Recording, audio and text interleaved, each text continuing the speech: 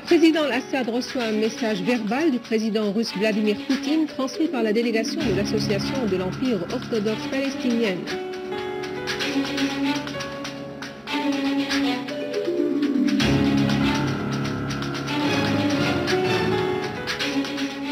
La chaîne France 24 révèle que des djihadistes français ayant combattu en Syrie envisagent de retourner en France pour viser des objectifs gouvernementaux et civils.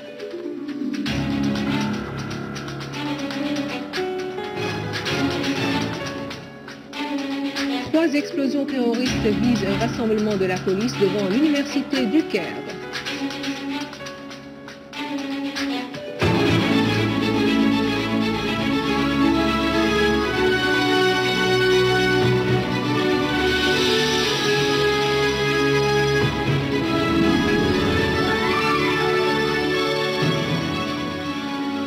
Bonsoir, après les titres, voici notre journal. Le président Bachar al-Assad a reçu aujourd'hui une délégation de l'association de l'Empire orthodoxe palestinienne présidée par Sergueï Stipachine, président de l'association. Stipachine a transmis au président al-Assad un message verbal du président de la République de la Russie fédérale, Vladimir Poutine, dans lequel le président russe affirme la détermination de son pays à poursuivre le soutien de la fermeté du peuple syrien face à sa guerre contre le terrorisme international appuyé par certains pays occidentaux et régionaux.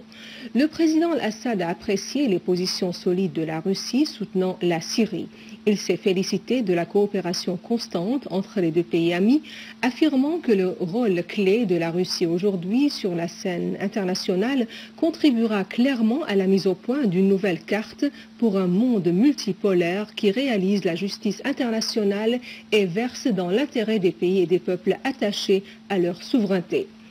Le président al-Assad a souligné que le peuple syrien n'a d'autre choix que la victoire dans sa guerre contre le terrorisme et l'idéologie takfiriste qui sont étrangers pour la société syrienne.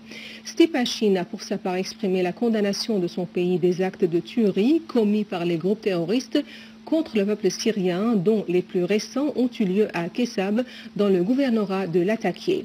Il a fait noter que l'association dont il préside collecte des dons pour envoyer des aides humanitaires pour les habitants de cette région. Le ministre adjoint iranien des Affaires étrangères pour les affaires arabes et africaines, Hussein Amir Abdullahian, a assuré que certaines parties qui parlent de l'armement des groupes terroristes armés provoquent le terrorisme et la violence en Syrie. Rapporté par l'agence de presse iranienne IRNA, Abdullahian a fait noter lors de sa rencontre hier avec l'émir du Koweït, Sabah al-Ahmad al-Sabah, que la Syrie s'oriente vers la solution démocratique et politique de la crise en menant les élections. Pour sa part, l'émir de Koweït a appelé à la coopération bilatérale pour faire face à l'extrémisme et parvenir à une solution politique de la crise en Syrie, assurant que son pays ne soutient pas de solution militaire. Un citoyen a été tué et deux autres blessés par la chute d'obus de mortier sur la cité sportive de Fayha à Damas, causant des dégâts matériels et endommageant les voitures garées dans le parking de la cité. 7 civils ont été blessés du fait de la chute de 7 obus de mortier sur Jaramana dans la banlieue de Damas. Une source au commandement de la police a indiqué que les obus qui s'étaient abattus sur les quartiers de Tarbe et Nassim, le rond-point de la municipalité, sur la place de Siouf et derrière l'hôpital de Radi, ont causé aussi des dégâts matériels dans les maisons, les voitures et les magasins. La source a ajouté que l'obus de mortier a visé aussi la mosquée de Abdallah Ben Omar dans le quartier de Kabbas, causant des dégâts matériels et au minaret de la mosquée, mais sans faire de victimes. 2 citoyens ont été tués et 7 autres blessés par la chute d'un obus de mortier qui a visé des personnes rassemblées pour des funérailles dans le village de Dama à l'ouest du gouvernorat de Soueïda. Une source au gouvernorat a déclaré que les terroristes ont tiré plusieurs obus au moment du passage de l'obsèque afin de faire le plus grand nombre de victimes. Les vérités se révèlent sur la poursuite du recrutement des jeunes Européens pour les envoyer en Syrie où ils combattent comme djihadistes. Le retour de ces terroristes en Europe commence à susciter des craintes. pardonnerai jamais si vous restez dans vos maisons pendant que nos frères, pendant que nos sœurs se font violer là-bas dans la ville. La France est aujourd'hui à la tête des pays européens qui soutiennent le terrorisme en Syrie. Des groupes takfiristes recrutent des jeunes Français et les envoient pour combattre en Syrie dans les rangs du présumé contingent français qui compte 80 terroristes. L'écrivain de l'ouvrage « Les djihadistes français », David Thompson, met en garde contre les répercussions du retour de ces terroristes imprégnés de l'idéologie criminelle pour qu'ils fassent des opérations contre des institutions publiques et civiles en Europe.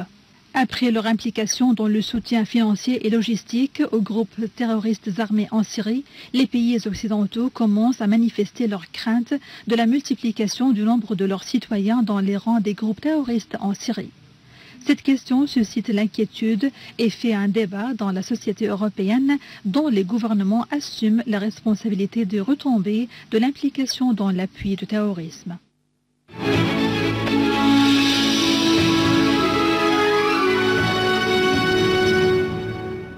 Au Liban, des unités de l'armée libanaise poursuivent avec succès l'exécution du plan sécuritaire dans la ville de Tripoli. Les unités de l'armée sont entrées dans les rues qui séparent Bab Tabbani de Jabal Mohsen.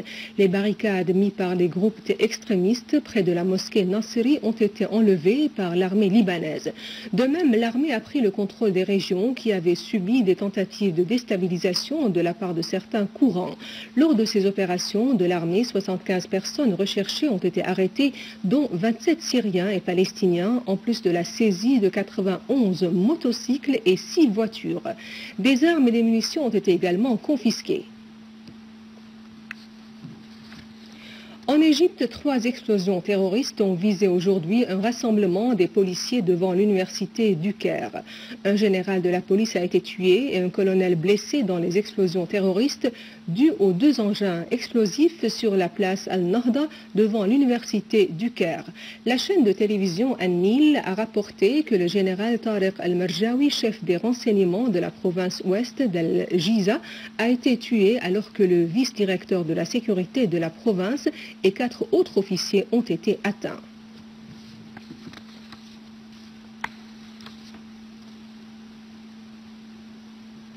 Le ministre de l'Éducation, Hazwan El-Waz, a affirmé que l'accomplissement de la fresque panoramique Rythme coloré écologique est un message de paix lancé par les Syriens et une confirmation que le terrorisme des groupes armés ne portera point préjudice à la détermination des cadres d'enseignement et des étudiants à contribuer au processus de la reconstruction.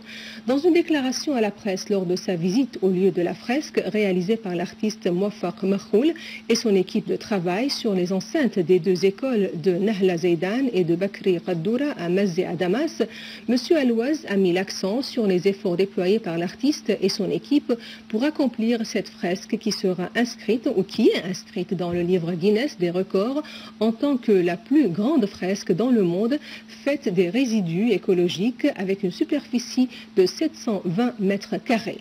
Il a ajouté que d'autres fresques seront réalisées dans les différents gouvernorats ou gouvernements comme ce fut le cas à Damas.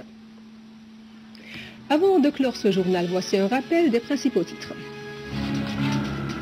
Le président Assad reçoit un message verbal du président russe Vladimir Poutine transmis par la délégation de l'Association de l'Empire orthodoxe palestinienne.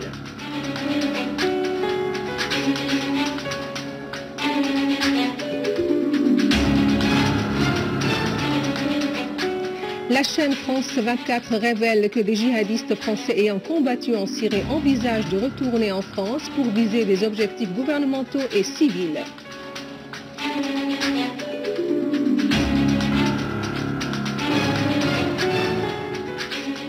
Trois explosions terroristes visent un rassemblement de la police devant l'université du Caire.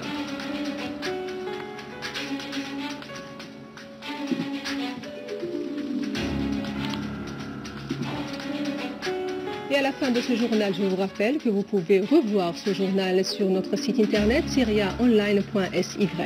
Merci et au revoir.